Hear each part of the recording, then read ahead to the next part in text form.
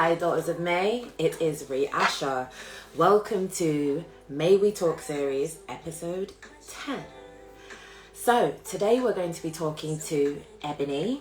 She is the publisher and the founder of publishing house For My Books. So, we're going to be talking to her about all things to do with identity and childhood. We're going to be talking to her about representation within literature for children and about reading and how that relates to wellness. But just to check in with you first, let me turn this down. This is beautiful Charlene Monique singing Life. Sound like a radio hostess, but I know her and I like her music and I think she is wonderful. So check out her recent release. That aside, how is everyone? Pardon me, I am feeling slightly flustered, and which is a bit of an understatement, with the recent events. As a lot of you know, I work in the arts, and as I'm sure many industries, but the arts just get hit really hard by current events with COVID. So yes, feeling that right now, but very much still giving thanks. I dressed up for you guys because it's the last May We Talk series. Put on a little red lip situation to bring in the festivities and just trying to focus on those things that we can control. So how are you all doing? I hope that you are finding things that bring you joy, bring you life. That's what this song's called. That's why I put it on. And I'm really looking forward to speaking to Ebony because for me, something that really does bring me joy is working with children.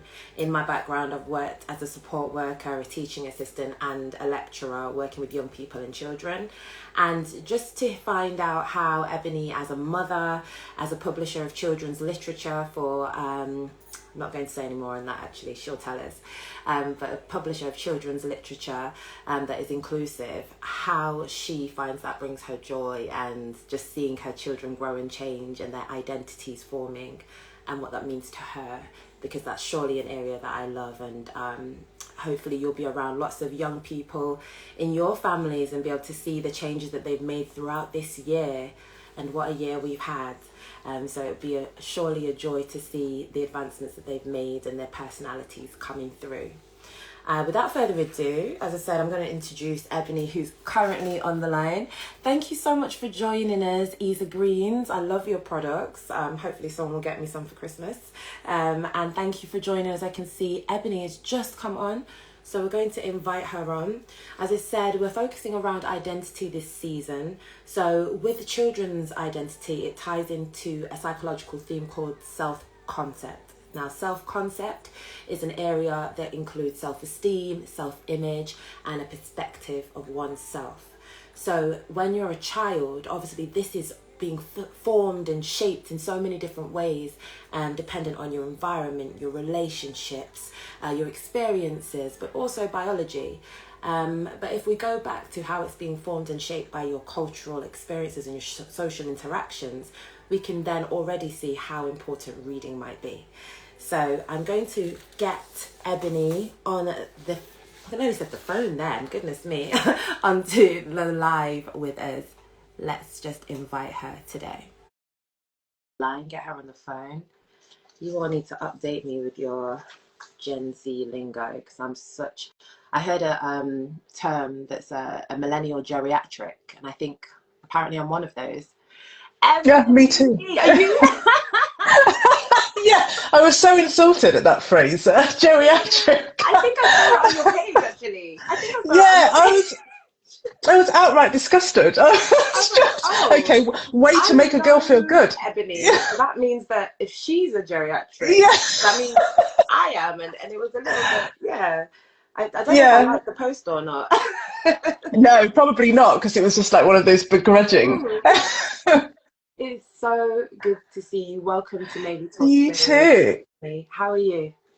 I'm just recovering from a bit of illness, and it's a bit hectic here because it's the start of the Christmas holidays. So all three children are home, so we're probably going to hear lots of banging, lots of screaming, lots of fighting. Yeah, it's all good. It's all fine. But other than that, I'm just really looking forward to finishing work today. This is my last day at work, my day job. So I'm on my lunch break at the moment. So, and then I'm off until the beginning of Jan, and I cannot Wow. wait. I need the break. So yeah, other than that, really good. Bless you. Thank you for still joining us today, because even myself, and it's my platform that I've made for others, but I was finding it hard today. Like, just like I was saying, with the headspace of everything that's going on, I had Yeah, a week of sickness last week, thankfully not COVID related, and then kind of got into the swing of work again. And then it just seems like a very strange stop start kind of time in yeah, general, not knowing what's going yeah, on. That 100%. I almost was like, I wonder if we reschedule. But at the Yeah, same time, I would not want to do that. I want to connect with you. I don't want to let, the platform down. But also, it's really nice sometimes to have these moments of connection that mean so much, and that we can talk about something else as well.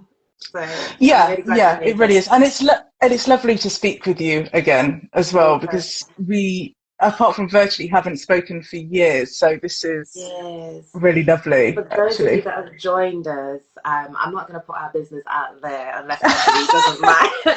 I don't care. Yeah, I don't care. I think it's a massive achievement, and you messaged me saying the same thing. So yeah, basically, Ebony and I worked together when we were teenagers in yeah. a Well, very well, yeah.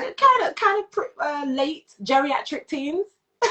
Geriatric tea. Yeah, I think I was early. I was early 20s, I think. Okay, okay. Um, So I'm going to say yeah, early I'm gonna 20s, say uni geriatric early teens. 20s. I was a geriatric Yeah, teen, yeah, right? geriatric teen. Okay. But yeah, we And worked yeah, together in a concession, a yes, well-known fashion concession. and We a did our retail well-known. shifts together. That's right. So many shifts together. I don't know how much work we got done when we were together, but we learned a It lot was about each fun. other. It was fun, and it was the Yeah, start to what looks like brilliant journeys in our own individual pursuits. So it is wonderful to connect with you again, because it is. now the next step is real life, but we'll see what happens Yes. in 2026. Yeah, we were.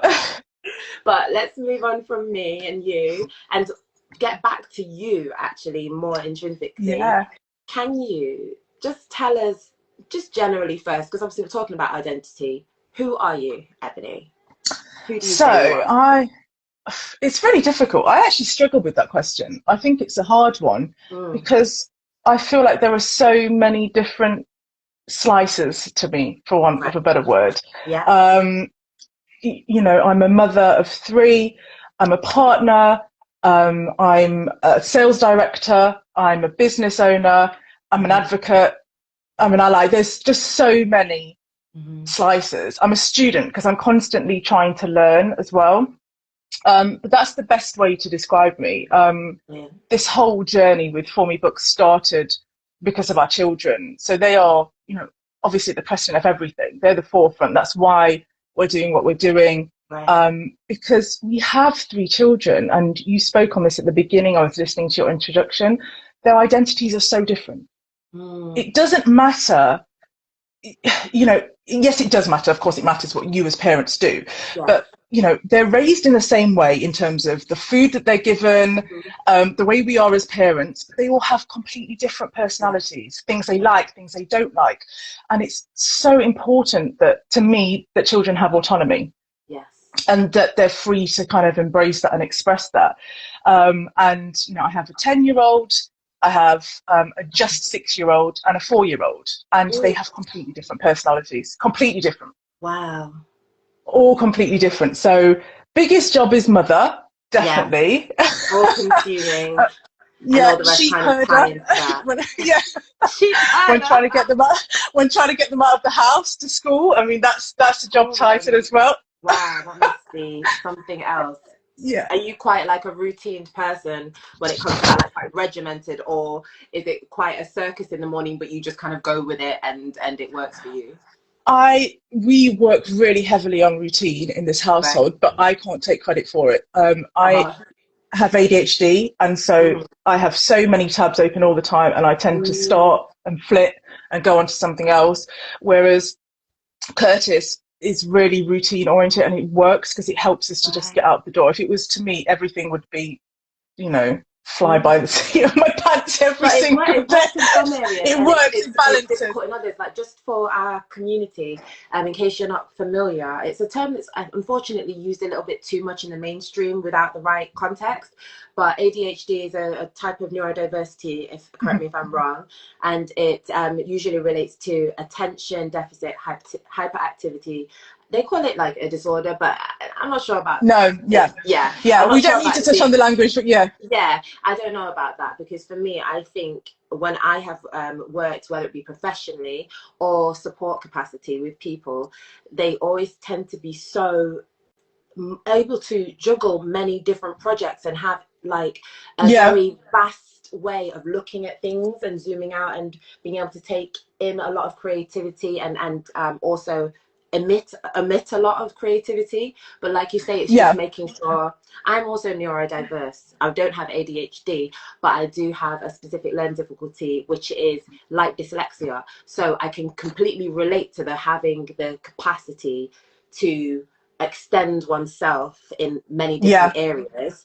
But it takes a lot to align all of those things. But once you do, it's awesome. Yeah. Once you find it's a lot of work. Yeah. Once you do, and I completely Yeah, and once you do, I completely agree, because it feels like I have so many tabs open. I do have creativity, but just winding that in. But this is a very neurodivergent house. So I have ADHD, Curtis is autistic, and so it works. The ADHD and autism balance each other out.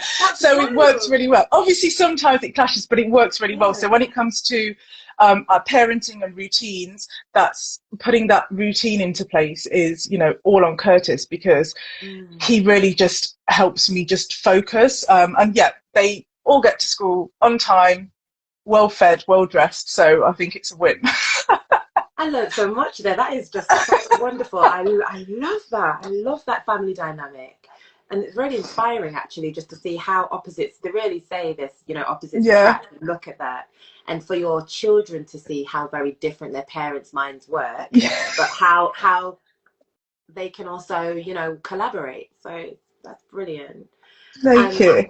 You've kind of touched on your children's self-expression, and I just wanted to delve into that a little bit more, but only share what you're comfortable about, because obviously it's your children.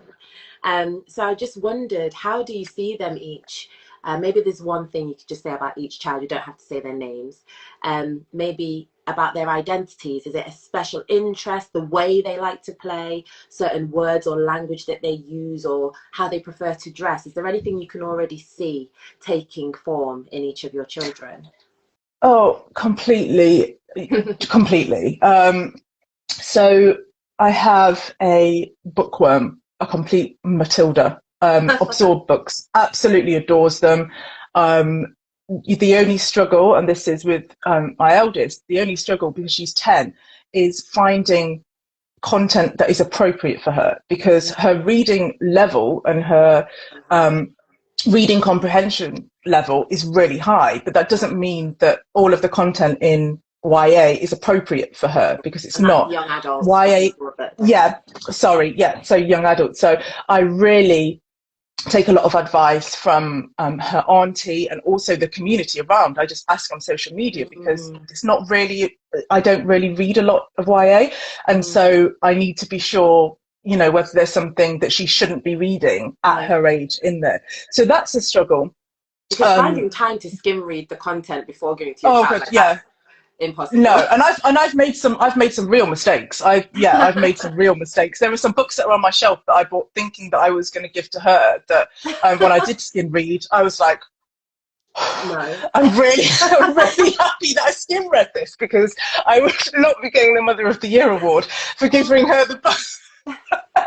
I mean, my heart was in the right place, but no. So complete bookworm. She is just a lover of literature, lover of learning. She loves documentaries, and she just absorbs information. Just a complete, just wonderful child, as are they all. My middle child is completely free. Of course, so middle child.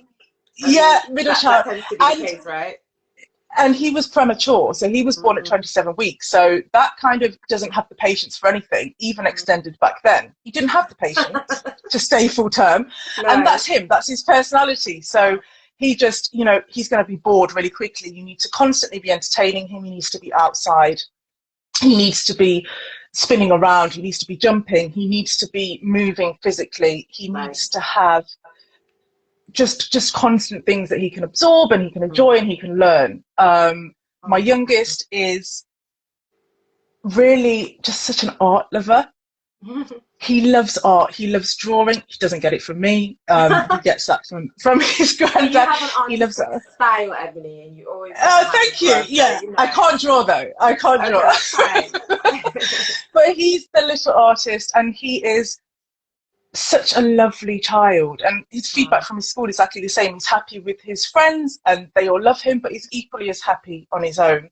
Right. And the same extends here. Sometimes his brother and sister get on his nerves, and he just wants to go and play on his own. So an only child, being the youngest. Yeah, in each area. So and I think the difficulty is because they have such different personalities. He's trying to give them all what they need to thrive.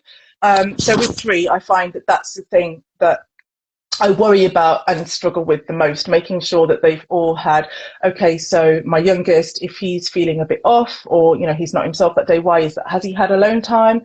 Right. Has he had enough? Does he feel that he can speak and express himself? The other 2 are slightly older. They speak faster.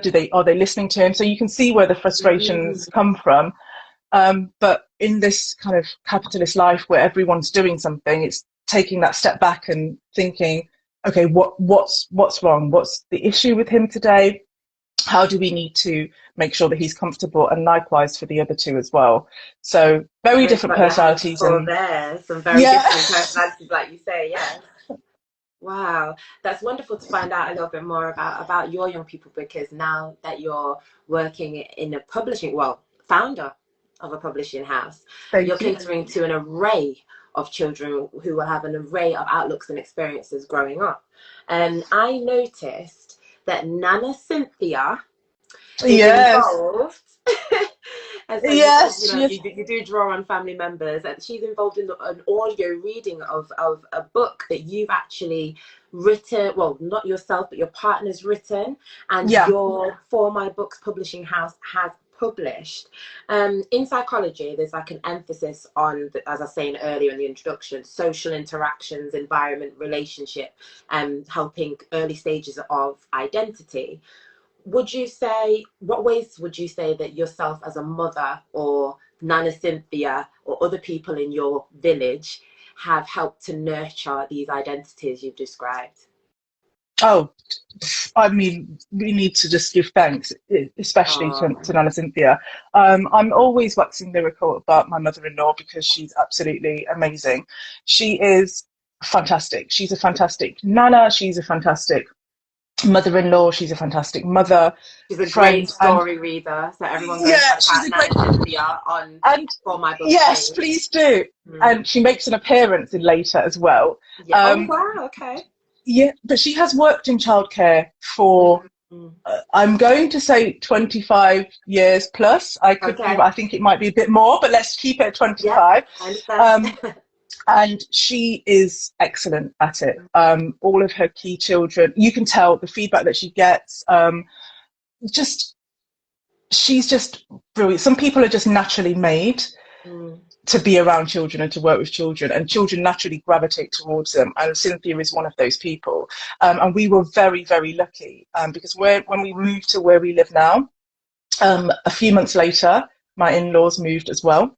Wow. And it's fantastic support system. And we were very lucky that the nursery that, my middle child for a slight amount of time, but my youngest actually was in this the nursery with Nana. So we didn't have it's a completely different experience when you're sending your child to nursery with Nana rather than just a nursery. Regardless of how much you trust people, it's a completely different experience, and I would never ever take for granted how lucky we were with that. He was in the same room as Nana, and it completely elevated his experience of nursery as well.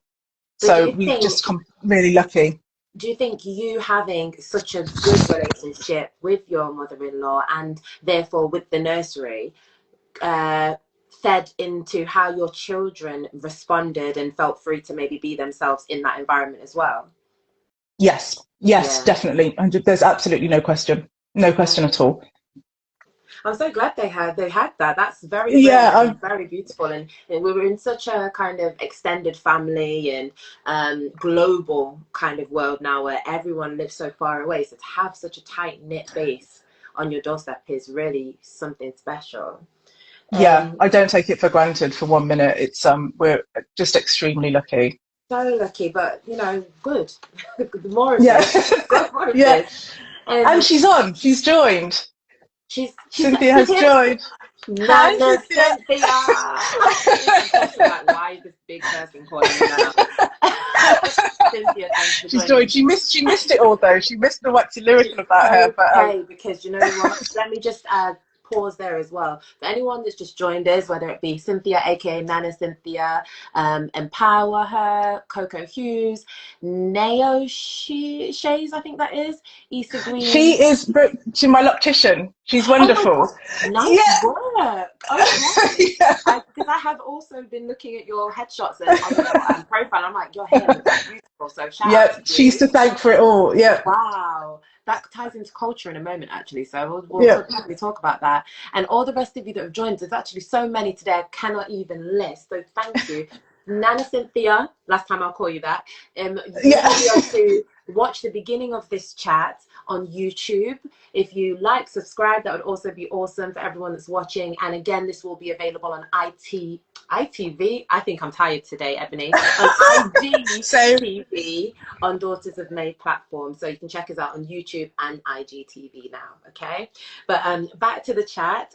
So yeah, culture. Hair ties into culture, family ties into culture. So I'm glad both your loctician and Cynthia are here. So when we think about culture in relation to psychology, it has been said that it plays a major role in childhood development, especially in middle childhood. So that's like from the age of 7 to 11, roughly.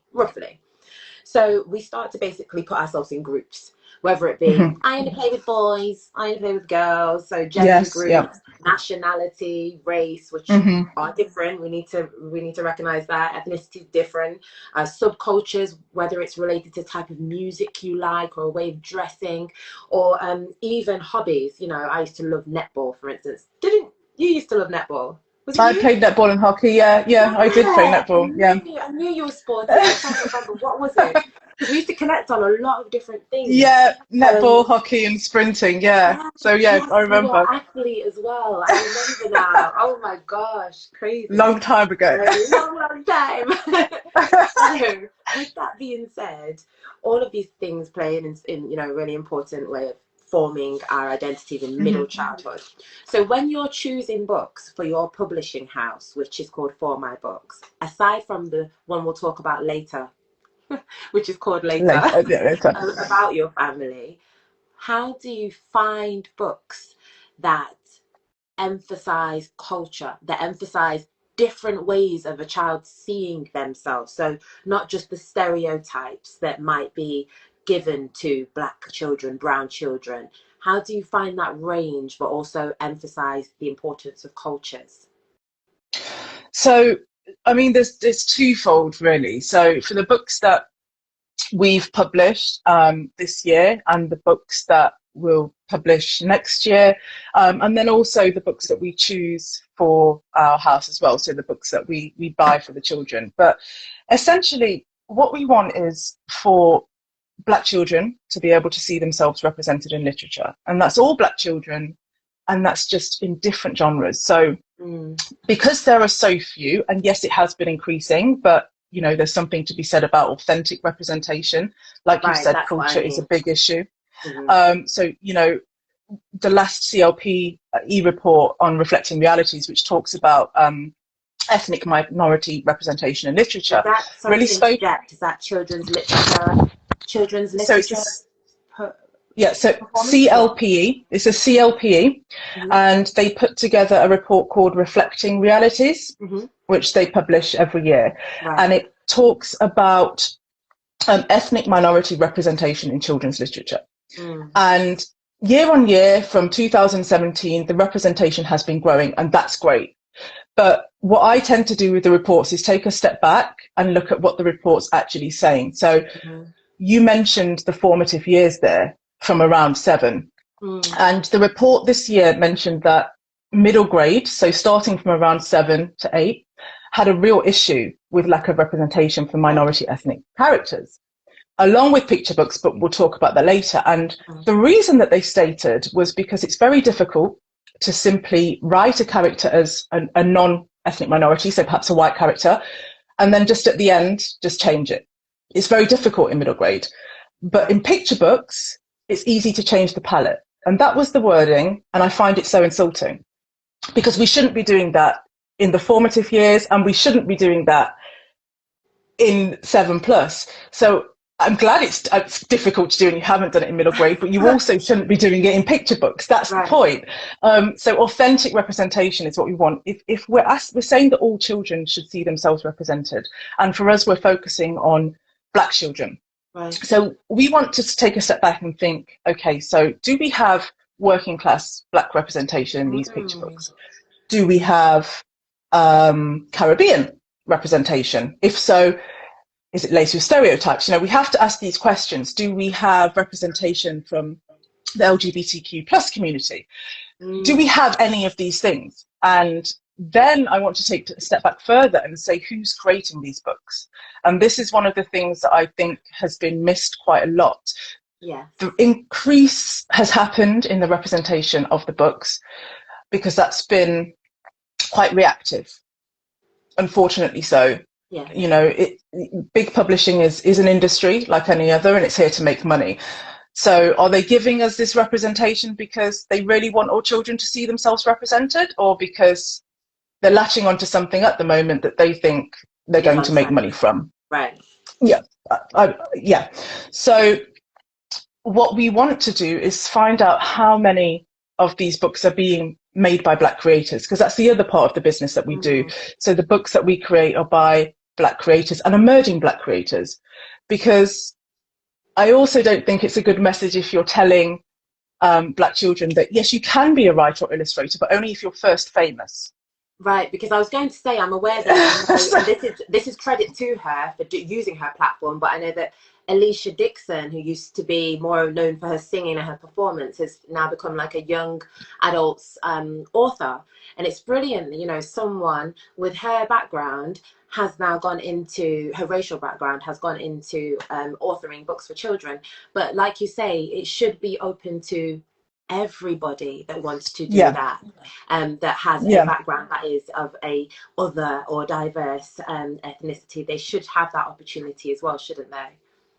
Yeah, and I think that's it. It's not a slight on the celebrity authors that are out there. Yeah, it is great. I mean, some of the books aren't to, I say my taste, but, you know, I have a 10-year-old. Some of the books aren't to her taste, and that's most important. The children, at the end of the day, is whether they like the books. Some are. It's not a slight on any of them.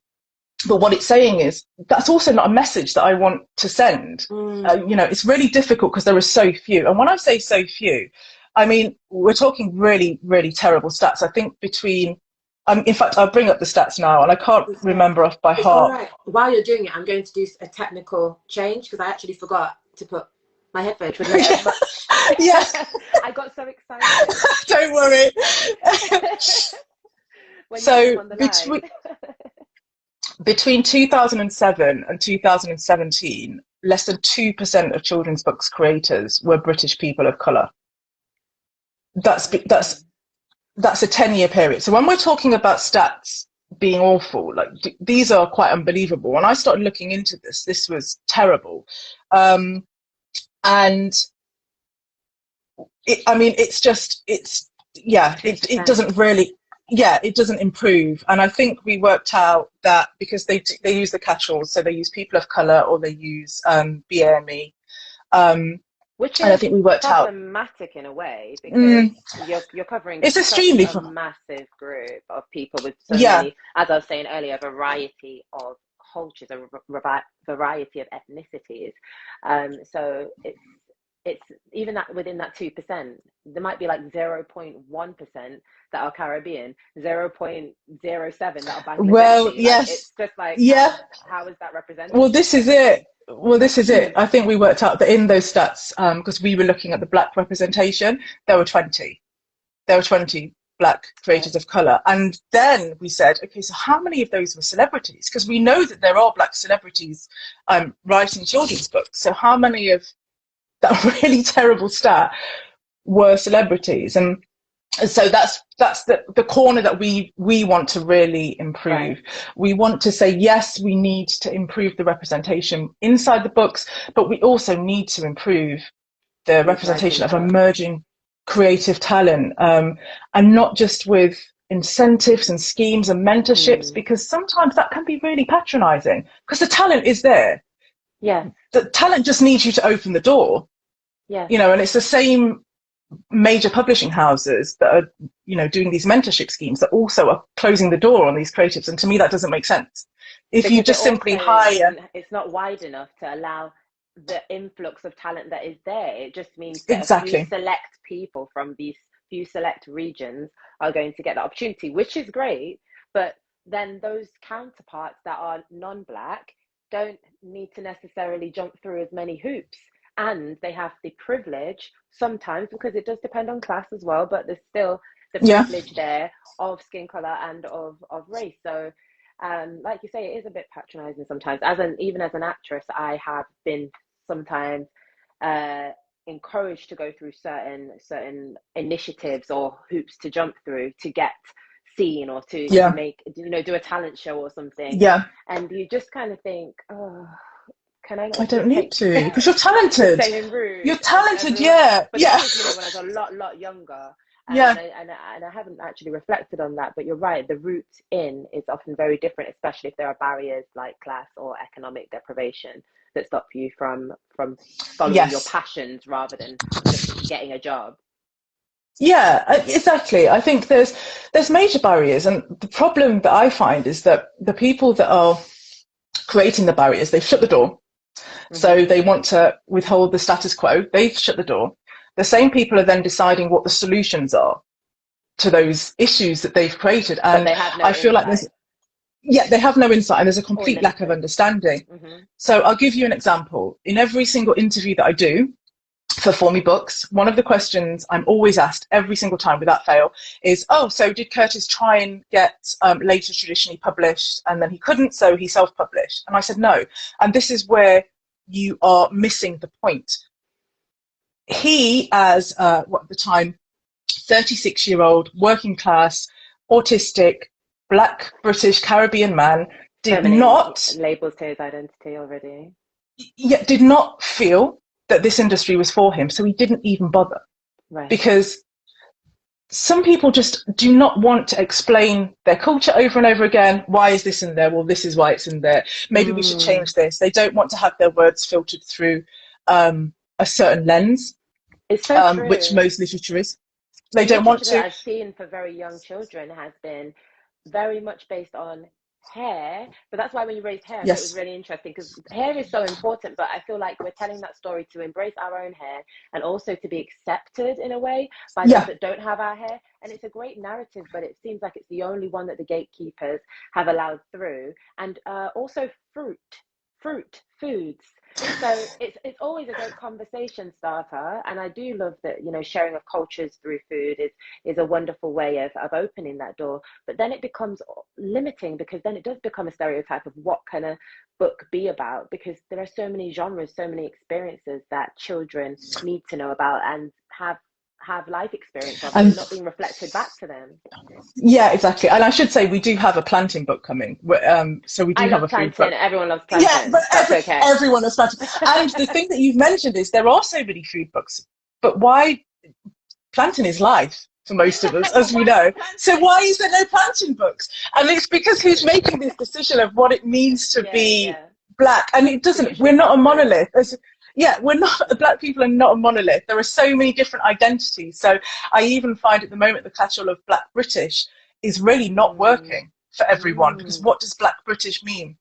That's another conversation. But yes, hair isn't something we're ever going to write books on. I think affirmation books are needed. And I grew love up, them, and I would buy them yeah, for children, but I just think in the array it's not the of only books that I thing. see, it seems like it's the only thing that's being pushed, and it's not the only thing. Exactly, it's not. Yeah, exactly. Yeah. So they're needed, they're definitely needed. I needed them when I was growing up because, you know, I was the only Definitely. black child in a school until I moved to Nottingham. There was, you know, it was, I could have really done with those books. But Yeah. like you said, it's the kind of thing that the industry, and let's think who the industry are, have latched onto and decided Yeah. that this is what it means to be black. But I asked myself, do we wake up every day and talk about our hair?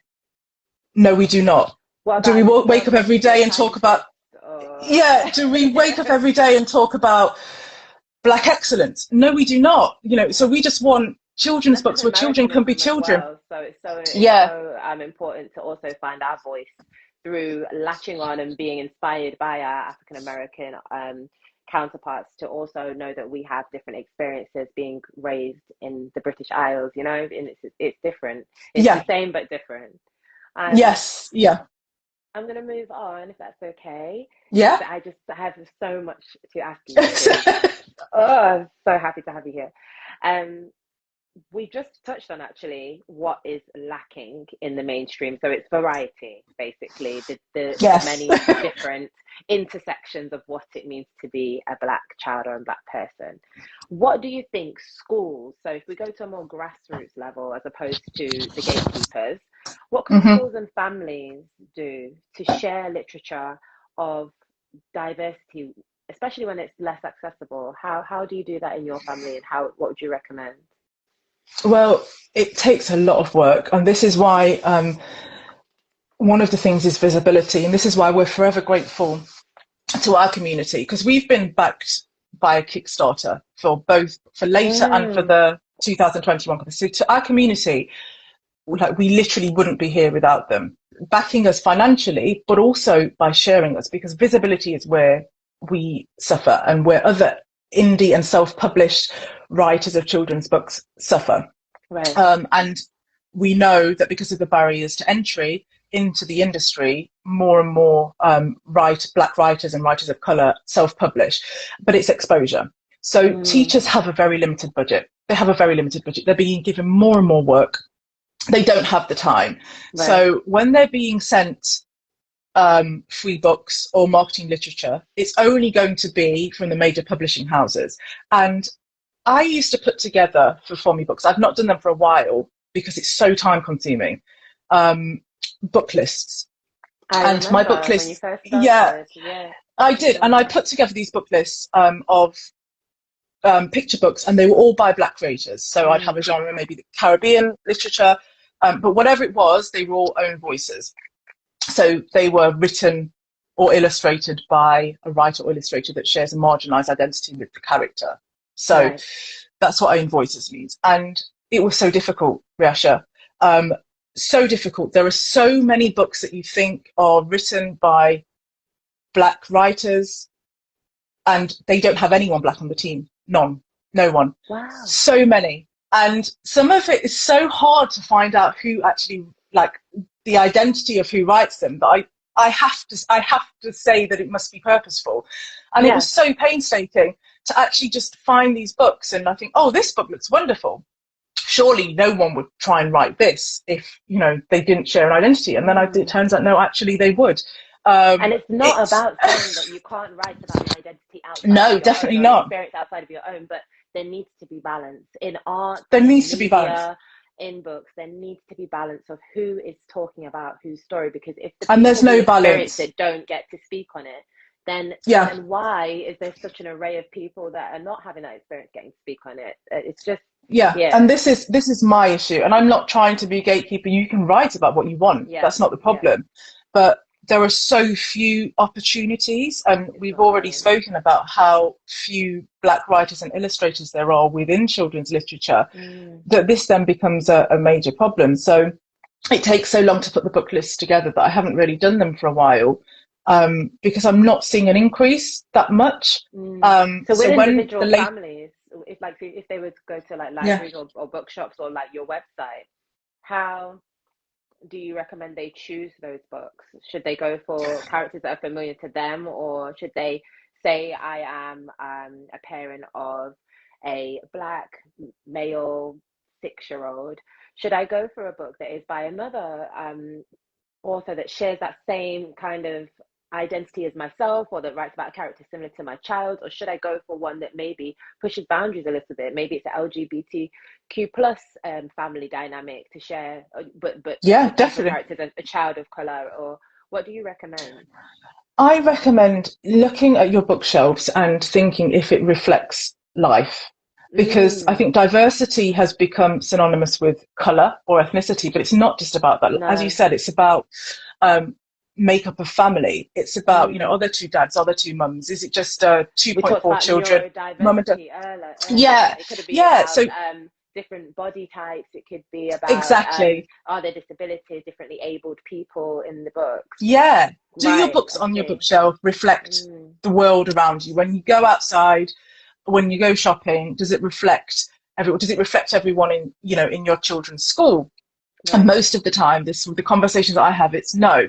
But then the hard part comes in, and because it does take research. So yes, you want that representation, but then it's also important to try and support the writers that don't get the opportunity, and illustrators, and not everyone has the financial means. So a really good way to do that is, if you can research, or if you can find lists available, because there are so many, and I'll share some of my stories today. There are Thank you. so I'll put the many. link in the drop down Brilliant. later. So there are so many bloggers, bookstagrammers, I've done them myself, that share these resources and then order them from the library.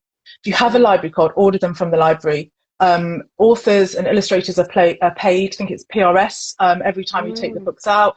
It means that you obviously get to experience the books, but then they're in the library for the rest of the community, and it's showing demand. So ordering from a library is Brilliant. a great I didn't way. know they got PRS actually. I knew that was a music thing. So that's great because it feeds back into Maybe I've called it something wrong. Maybe it's not but called something PRS, but it's the similar. same. Yeah, something That same similar. Yeah, concept. yeah, Fantastic. Make use of the libraries. Oh, and in these yeah, trying times, I definitely. hope that libraries just remain accessible to people, because that's where you start to see the difference with the haves and the have-nots in a way. Like I Yes. grew up going to Saturday school. I grew up waiting to be picked up and staying at the library reading until it Yeah, was time to go home on that day after Saturday school, or after school. So libraries play such an important part, especially to they certain really do. demographics of our communities. Oh, yeah, they're such a So hub, such a hub. yeah, I hope they stay well resourced, well financed, Me and well too. used. So moving Fingers on from crossed. that, yeah, Yeah. and we've just looked kind of nicely. We've moved on to representation. We've been talking for a little bit. So do you have a little kind of 15 minutes left? Your children have been very well Yes, behaved. they have been. It might come to an end soon. Yeah, yeah. I don't want to speak too soon. Yeah, don't jinx it. Behavior doesn't mean quiet. So if they come and show their identity No, they right will, to over yeah. there, then Massive we'll few love ways, that yeah. too. I'd love to ask a bit more of a lighthearted question. What were the books, or who were the characters that you enjoyed most as a child or teenager? So honestly, I mean, it's slightly different now because there is more representation, even though there's a lack. But I was born, without giving my age away, in the very early 80s. Yeah, Very early 80s. they already know And where geriatric yeah, is. So very it's geriatric. fine. It's fine. So I didn't have them. I didn't have them. I distinctly remember the first book, and I always say this, the first book where I did, and that was The Friends by Rosa Guy that my aunt gifted to me. That was the first book that I had, and I was an avid reader. I loved Sweet Valley High, I loved Point Horror, Sweet all the Valley books in my school High. library. Yeah, loved it, read them all. Point Horror, Wow. The Babysitters Club. None of But those books had any Jessica, characters. Ebony, Jessica. I remember Black Jessica from the Babysitters Club. Listen, she was a swimmer. She won a medal. I bought the book. Like, I used to get them from the library, but I bought the book because Black Jessica And was this is what I and mean. she could swim. I was like, she's black and she can swim. Yeah, that's not my. I can't swim, so that's not my representation. I can't. That's why she didn't represent me, but it was so important to see that, And because it it breaks is a so important. Yeah, stereotype. You know, and that I happens, didn't have the regardless. books. It can happen, but I just can't. I love that. I did the Babysitter Club. I read a few of them. They weren't my favourite, but Sweet Valley Yeah, it's a High little bit and Point cheesy. Horror. Well, I won't say that because I mean Point Horror. But it was definitely the Friends. I don't remember picture book stage at all, and we didn't Mm. have a local library, so the council estate Oh that I grew up man. on was a really big council estate. I think at the time, I don't know if it still has this award, but it was the largest one in Europe, in Central Europe, Wow. and we didn't have a close library, and we didn't have a car. So I think this kind of accessibility to libraries as Mm. well, we're really lucky. Our library is 2 minutes down the road and we utilize it all the time. And But back we in the didn't day, have there a used to be a library. library bus, but they wouldn't necessarily go to the estates. I So remember, yeah, who is but it I for? didn't, so I don't remember picture books. I don't remember them at all, but I distinctly remember The Friends by Rosa Guy, Mm. and it had two black girls on the cover. And, you know, it was the first book that I had, and it's cemented as a memory because it was the first book I had with girls that looked like me. It was just Amazing. the first one, so I know what that means, and I just want my children to have that. I want them to open a Mm. book of anything because they've all got different, as I said, different personalities. And my middle child loves silly humour. That's what he loves. So, you know, he wants a book, I don't know, about poo in the zoo, but you know, just something, just Yeah, something like that. So something like just that. all, I mean, yeah, just all genres. all I genres. don't want to have to read with him all the time about affirmations or Yeah, excellence because yeah, you know they're excellent by just by design. They are yeah. excellent. They don't have to And it's a belief be system excellent as within this well. structure. So it also creates a limit on how we look at the world and how and our spirituality and things like that. Because some people are agnostic, some people are atheists, some people are Buddhist, and are happen to be black.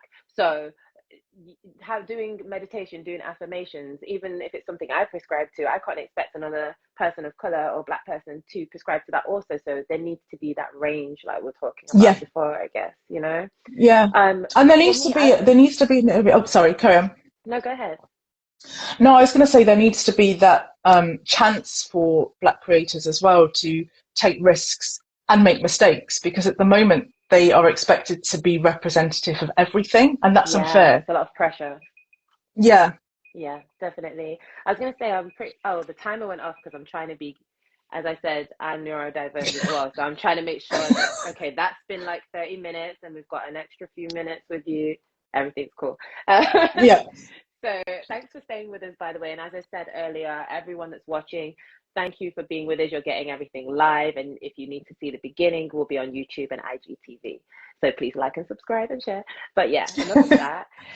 My favorite stories were not actually written down stories. I was super, super fortunate to grow up in.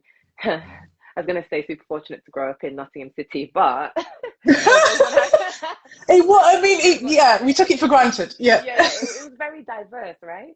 And there was a massive community of elders and a hub of like Jamaican elders, and I'm a Jamaican background. So I can remember Yeah. my school, like we'd celebrate Diwali, we'd celebrate like did we celebrate Kwanzaa? No, but my Saturday school celebrated Kwanzaa. Mhm.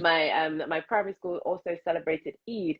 So I knew about lots of different people's religions and cultures and you know family backgrounds. But also when it was we used to have like Caribbean week and we'd get to go to the day center where the African Caribbean people went for their lunch The and they would Acne tell us Centre. stories. Yeah. Yes. They'd go to the Yes. Acne Center, you know about that. We'd go and they'd tell us stories. Marcus We would learn Garvey. We'd be Marcus there. Garvey, yeah, they tell us about Nancy the spider. Yeah. They played drums.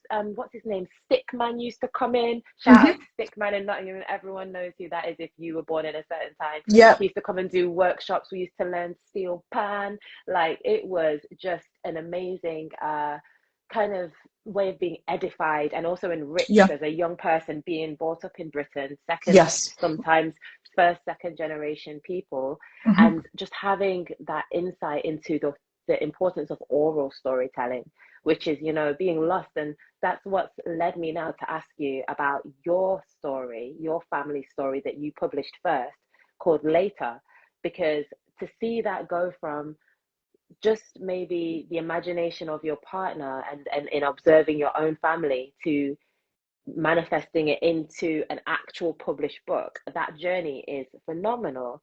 and it's now being shared in many other households. So can you tell us a bit more about later and telling your own story and how important that is? Yeah, definitely. I mean, firstly, it should be said that later was a surprise. So Aww.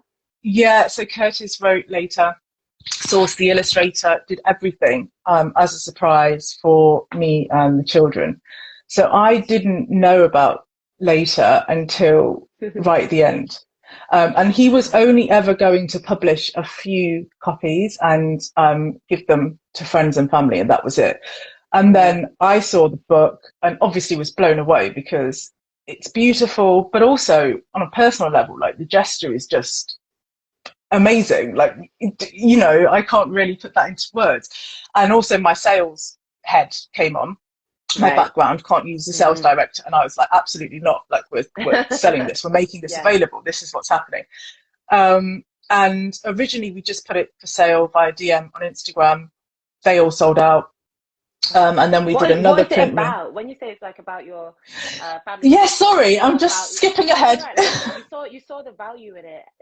Obviously, you see the value in your family. That's you know, a given. Yeah. Obviously, but what was it about the story? Like, without giving away the full storyline, you want people to go and get it. But like, I do want you to go get it. But it's yeah. So Curtis was really frustrated at not being able to find our family represented in books for the children. And our family is an Afro-Caribbean family. I'm half Jamaican. Curtis is half Grenadian, half St. Lucian. So we're British, very Afro-Caribbean family. Afro-Caribbean. And also then kind of subverting these traditional gender roles, because we have a stay-at-home dad and a mum who goes to work. And those two things are just not found in children's books. And then if you put them together and you want a Afro-Caribbean family with a stay-at-home dad and a mum that happens to go to work, you don't find them. It's just not there. So later is just a tender tale. It's a rhyming story. It has some a little bit of patois, a little bit of St. Lucian Creole, and it's just about a day in the life, literally our day in the life of the children just waiting for mum to come home. And that's what it's like. Even, you know, there's an illustration where the kids are just kind of stood at the window, and that's how they would be at the time, because I would get the same train every day, and so I'd see them walking past the living room window. So it's very much our story, and we just put it into a book, and everyone loved it, because, and then we realized how much it was lacking. And this isn't just for Black families, you know, this is for all families. There are so many stay-at-home dads, and they're just being dads who happen to stay home. We don't need to, you know, it's not a huge deal. They don't need to be celebrated in that way in terms of any different. They just, you know, it's just a dad cooking, it's just a dad hanging the wash. Yeah, we just need to tell the story and normalise it. And I think that's what we need to do. We need to stop making it exceptional.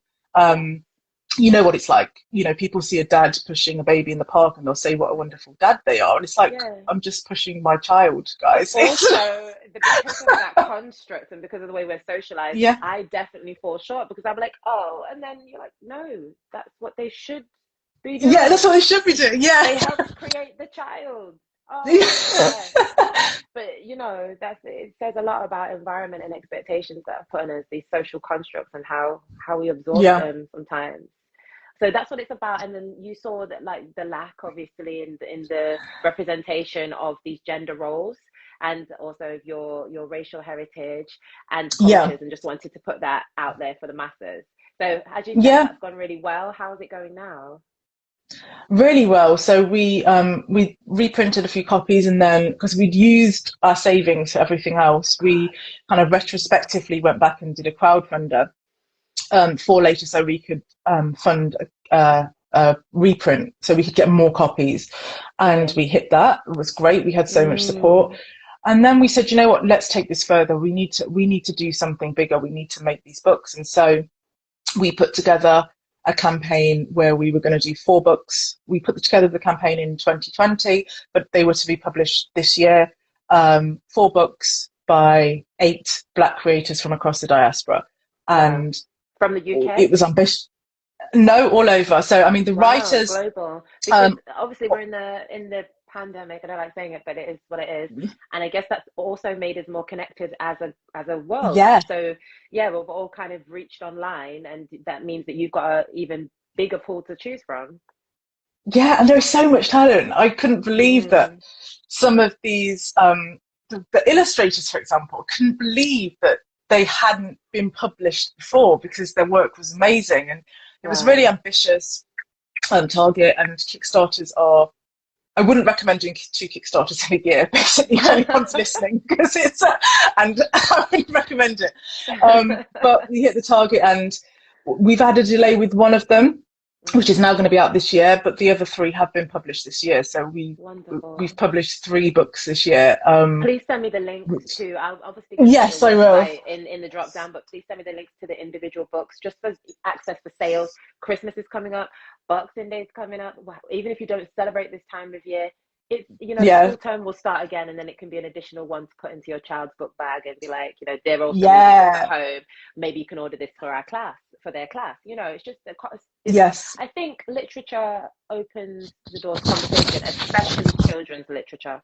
Having worked in a lot of primary schools, having worked, you know, in a lot of non-mainstream schools for children with special needs, so of all ages, the library is such an important part of their lives in the formative years, as we discussed earlier. And I think just having access to books like the ones you're putting out is so integral and often missed. It's just not there. Thank you.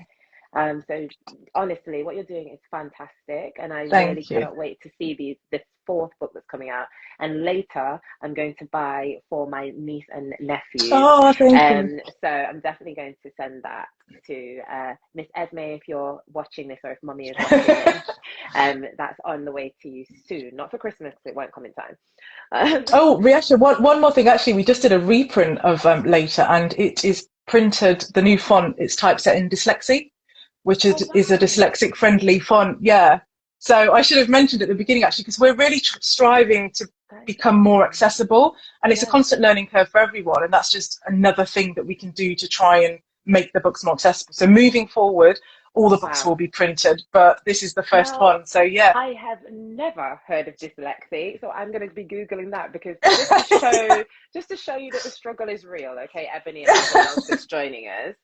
I have to do my notes like this, because it's absolutely fine. I do the same thing. Is it the same? Because I highlight and I end up highlighting so much that everything's highlighted. Everything's highlighted. I don't even bother now picking up keywords. I'm just like, no, just highlight the whole thing. I could do it on yellow paper, but I actually prefer having. Some people don't like having the white background. I like the white background with the yellow. The contrast doesn't bother me, because I'm not. And it's whatever works. Yeah, it's whatever works for you. Some people use different colors, but this is me. I even have it also here in a digital format, should this get a little bit too stressful to read. So it really is. It's a whole situation. I've got my iPad with everything on. I've got my iPad. I will forget verbally. I will forget what I'm going to say. So I have to have everything. Recall, right? Sometimes you've got all the information in there, but being able to access it at speed when you're also talking about something else, and then I can't do it. Yeah, it's difficult, but we make it work because we find our ways. We do. It's wonderful to connect with you on this as well, because not many people understand the struggle is so real. Yeah. And you're just out functioning as if it's okay. But it is okay. I'm going to just fast forward, because I realize that it's nearly 2, and I know you've got many hats that you wear. So we've spoken about identity, we've spoken about identity in childhood, representation. Oh, I've got so many questions, but I may just ask them later in like the drop down and tag you. Yeah, that's absolutely fine. You can get back to them, because there might be, you know, other parents and other practitioners that work in schools might want to speak to you about as well. And so, you know, the contact details will be there later. So with such a busy schedule, because that's what we're talking about, time being so precious, as a mother, all of these labels that you gave yourself, you know, sales, executive, as a mother of 3, as just a woman in general, a friend, a daughter, how do you find time to read for enjoyment, or do you ever even get that now? No, I do, but I go through stages. So right now, I'm only listening to audiobooks, and I have been for about We are a so month. similar. Sometimes I will have an audiobook, a Kindle book, and a book, an actual physical Same, book on the go.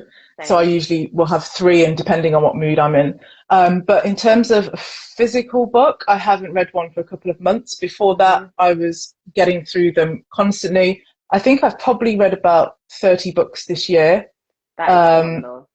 but For me anyway. I'm just not in the mood at the moment. And I Yeah, just have to go with my moods. right. I'm not in a concentration period where I can. So Yeah, audiobooks are perfect but I do yeah. speed them up because I can't listen to people talking at normal speed. So they're 1.3. I can't listen to them at Wow. normal speed. That's a talent within itself to be able to I comprehend can't, at that yeah. rate. Well, That is my brain switches off. interesting. They're just so slow, and I'm just like, Wow. no, I need to speed you up. That's phenomenal because mine is the opposite in that okay, so basically I'm cheap, so I only get audiobooks when there's an offer. At the moment there's an offer available to me. So I am with a very well-known platform that offer audiobooks, right? Yep. And I'm Yeah. listening to The Mermaid of Black Conch, which is Yep. set in Trinidad and Tobago by, I don't know how she identifies, so I'm not going to put a preface on her race. She presents as a white Caribbean. The lady that wrote it, I don't know how she actually describes her ethnicity though. And it's about an indigenous person that takes the form and is cursed and into the life as a mermaid, but then re-emerges as a woman after she goes through all these different experiences. So that's wonderful. And I would never really take time to read it. So it's great to listen to it and be Mm, swept away. But much like yourself, I have to be in the mood. If I am studying, I cannot take on fiction. My yeah. brain just won't allow my imagination to do that. And so I think it's so interesting how it's connected to our emotions, our mood, our well-being.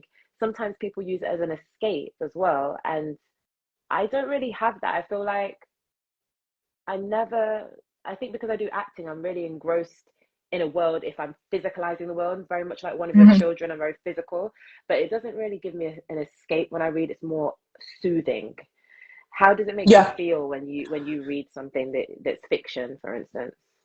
Yeah, I wouldn't say escape. I think soothing is a good word to describe it. If I'm engrossed in a really good book, I find it really calming as well. Mm, Obviously, mm, depending on the genre, and it takes a lot for me to kind of slow down. So when a book can do that, I find it really soothing, really comforting, mm. because I'm very much on the go a lot, and Yeah, so to be able to find something that interests me enough to slow down in a book yeah, works really well, because even with the audiobooks, I'm doing them on the go. I'm listening to them yeah. on the That's what's school so run. great about them. Yeah, I'm listening to them while I'm cooking, so they're actually not slowing me down at all. Right. But if I'm investing time into reading a physical book, then I've slowed, and I'm Yeah, having a rest, and I'm relaxing. So I really appreciate that element of literature. If a book gets yeah. me like that, then brilliant.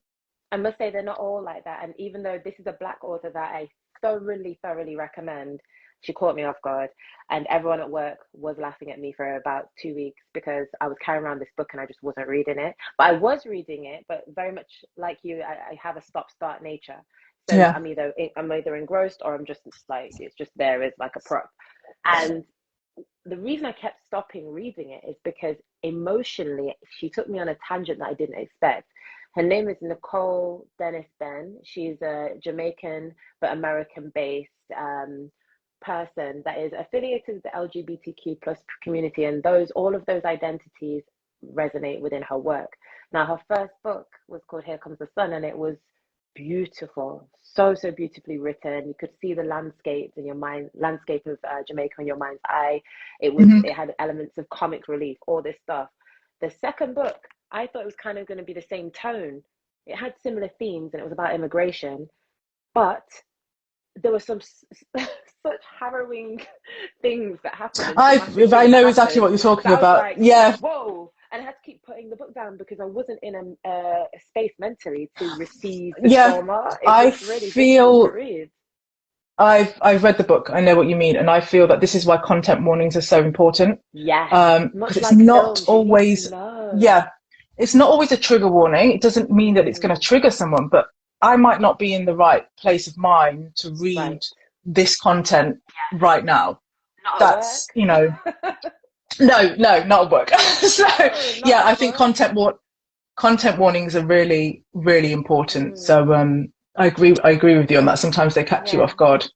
But I highly recommend her, and there were things that I related to as a Black woman, even though all of the experiences were not my own. So it is really important to have that representation, but to also like delve outside of your own identity, I think, isn't it? Yeah. And then finally, like, I'm hesitant to say finally because I don't want you to go, but I'm going to. I would say, what are your happiest? It's a twofold question, and then you can answer as you wish. What are your happiest memories of reading with your family so far? Like maybe it's reading in the garden or something like that. And what are your children's favorite stories that you've seen kind of them really take keenly to or start to shape them as individuals? So just to reiterate, happiest moments so far of reading with the family or with one of your children, and any of the stories that you've seen them really latch on to enjoy as individuals that are helping them shape their identities. So, I mean, there are so many. The books one I'm going to find really hard to record the information, but the reading, because we read, so they have a book every evening, and that's fantastic. The best time, but we take it in turns because we take it in turns who's doing kind of bath and bed. And my favourite times personally are when, because Curtis is, well, he's a better storyteller than me and the kids prefer him. And I mean, it's an unfair playing field. It is, but your partner's a public author now, but you're the publisher. Credit where credit's due. They definitely do. And I have and he does the better voices as well. And I think I've got a reel. One of the only reels I ever did was like I sneaked around the corner. So for me, it's when I hear the kids in absolute bits laughing at the book that's being read.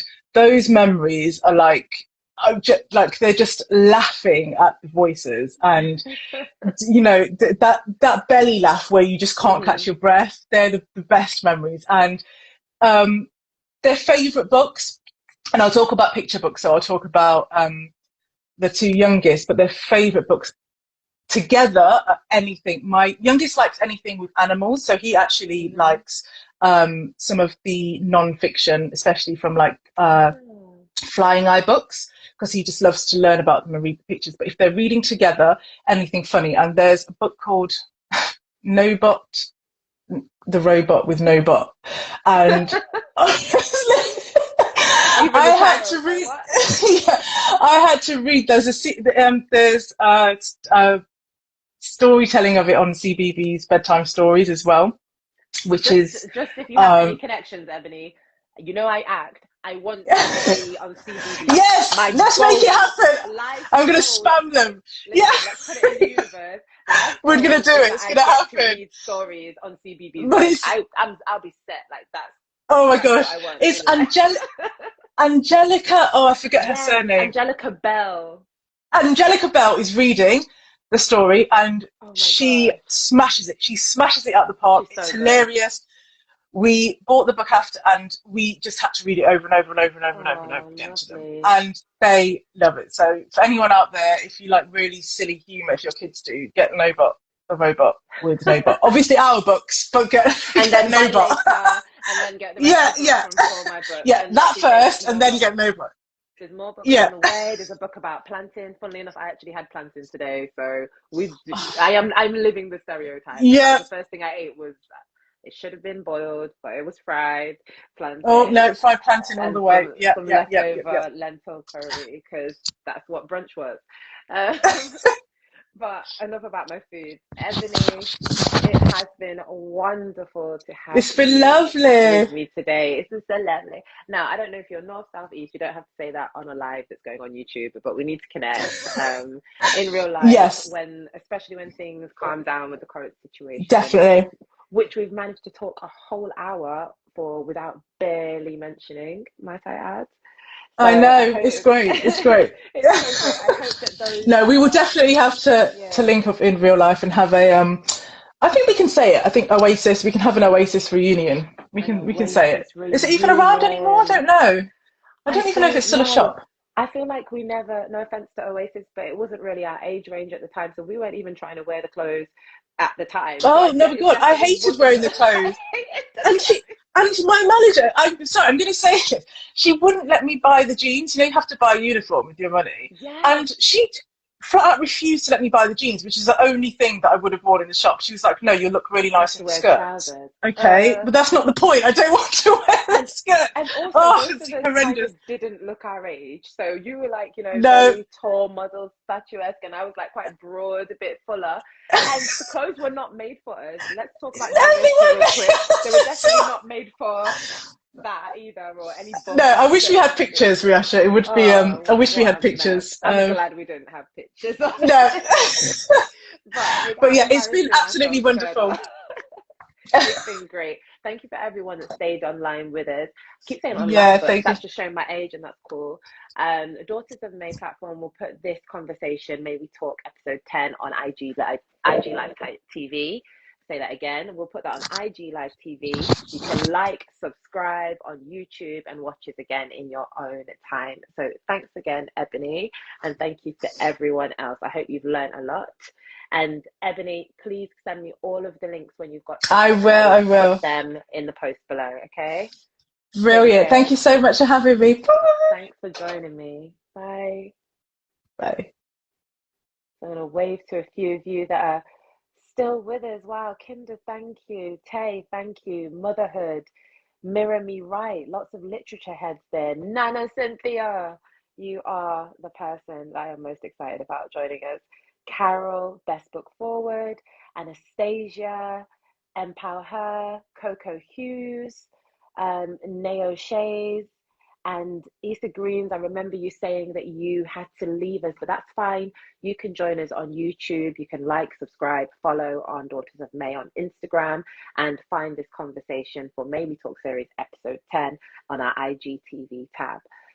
Thank you so, so much. It's actually made me such a happy bunny to host this today, because I was not in a good mood. I'm not going to lie. I think it's really important I'm transparent with you, and it has been a difficult old week, as I'm sure it may have been for a few of you out there too.